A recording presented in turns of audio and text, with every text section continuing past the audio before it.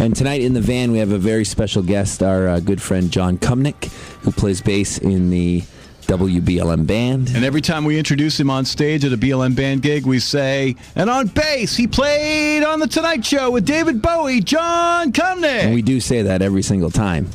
Every time. Mandatory. Hey, you would too. It's the star power in the band. If he was in your band, you would too. That's right. So we have John on the line. John. How you doing? Good. How are you? I'm good. Hey, John. Good. Hey, Dom. How you doing, bud? I'm well. What's going on? Good. We've missed you. I've missed you, too. So, when were you involved with David Bowie? 1983-ish? 1980. 80. Whoa. Wow. 80. Tell us about 1980 and how that came about. Well, I had moved to New York City probably about I had been living there a year and a half or something like that, playing around in, locally in the city, Bleecker Street, Greenwich Village, playing with lots of bands, doing different stuff. I had a band with a good friend of mine, Jack Sonny, who later went on to work with Dire Straits. We used to play at this one place, Getty's Castaways, a lot. We had a drummer in the band who was friends with Carlos Alomar.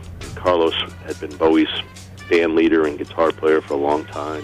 They co-wrote Fame together with John Lennon. So anyways, we got to meet Carlos, which, was just great. It's like, wow, we're meeting Carlos. And Carlos wanted to play with us, which we kind of couldn't figure out, but we weren't going to say no. Hey, you know what?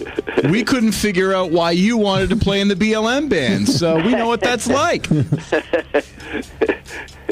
Because it's good to play music with good people. Yeah, thanks, buddy. The feeling's mutual. Yeah. Please continue.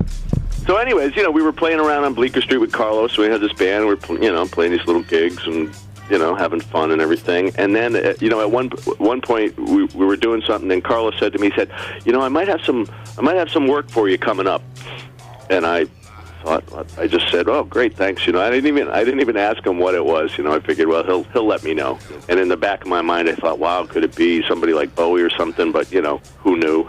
And then a couple weeks later, we were playing, and he said, or he called me up, I forget what it was, and he said, David's doing the Tonight Show in a couple of weeks, and, I'd like you to play bass on it, and wanted to see if you could fit that in your schedule or something like that. God knows why. Who knows what he really said. It was something like that, we did some rehearsals, like 4 days of rehearsals at, in a RCA Studio D, which was a big, orchestral recording studio in New York, because Bowie used to be on RCA. We rehearsed. It was, Carlos Alomar in the band. G.E. Smith was in the band.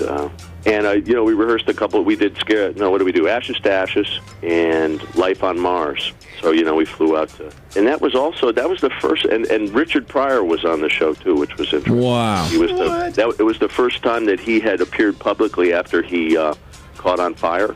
God.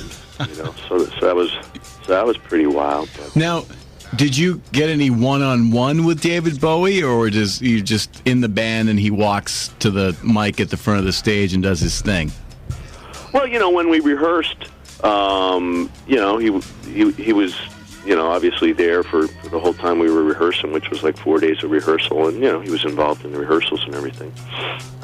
That was at the time when I think he was preparing to go on Broadway and appear in The Elephant Man. But, yeah, right. No, he was there. It was always usually in a group situation mostly, all of us either rehearsing or maybe taking a break or something like that, But, he was a pretty humorous and approachable guy, I mean, it's kind of funny because when you meet somebody like that who's famous already and you know about them and everything, of course, for me, it was like a big deal because that was kind of the first time I ever did something with somebody of that stature. Yeah. I played a gig like that. I was playing, What a way to start. Club gigs and stuff like that, and then all of a sudden it's like, okay, we're going to play the Tonight Show, And, no, he, and he just kind of did his thing. We did our thing, you figure out the songs and rehearse them mostly, I think one time he asked if I could put a little less bass on my amp or something. And I said, yeah, sure. And he said, what did he say? He said, a man's tone is his castle. And,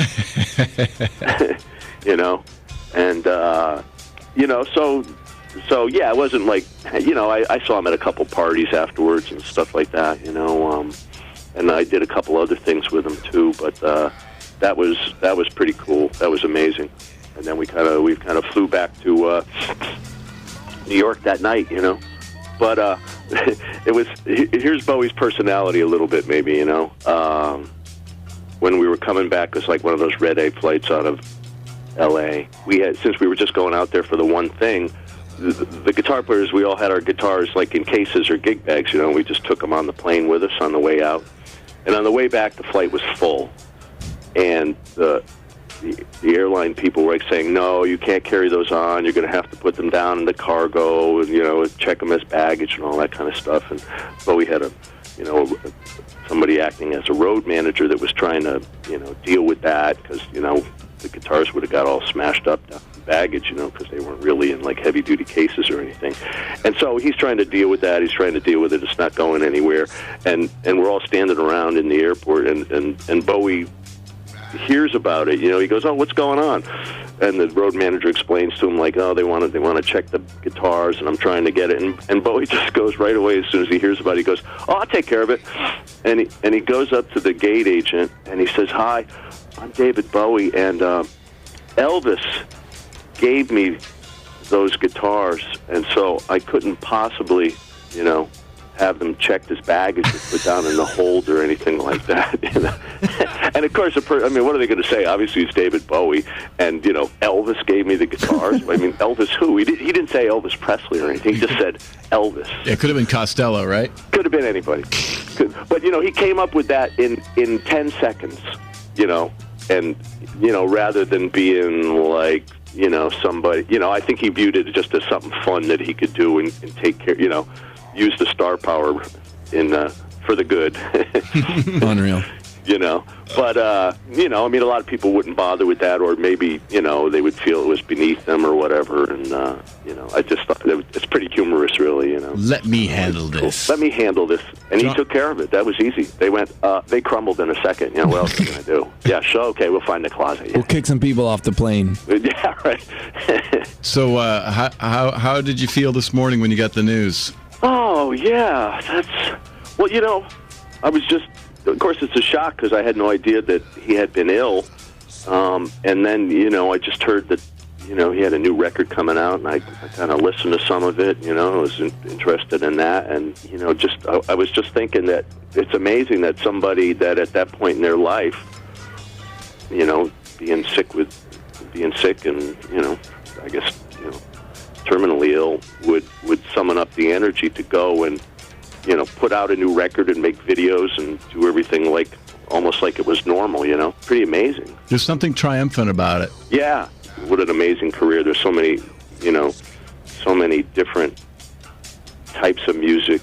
Consummate artist, always looking to do something different, and always working with different great people. And, you know, probably everybody that worked, you know, who knows whatever. It's not like I know everybody, but I knew a few people that worked with him, and they were all just like, you know, like it was a great experience. I never heard anybody say, "Oh, that guy," you know, or anything. They were just, you know, musically and even though he was creatively. Even though he was a rock star, he was still superhuman and kind. Is what I'm hearing.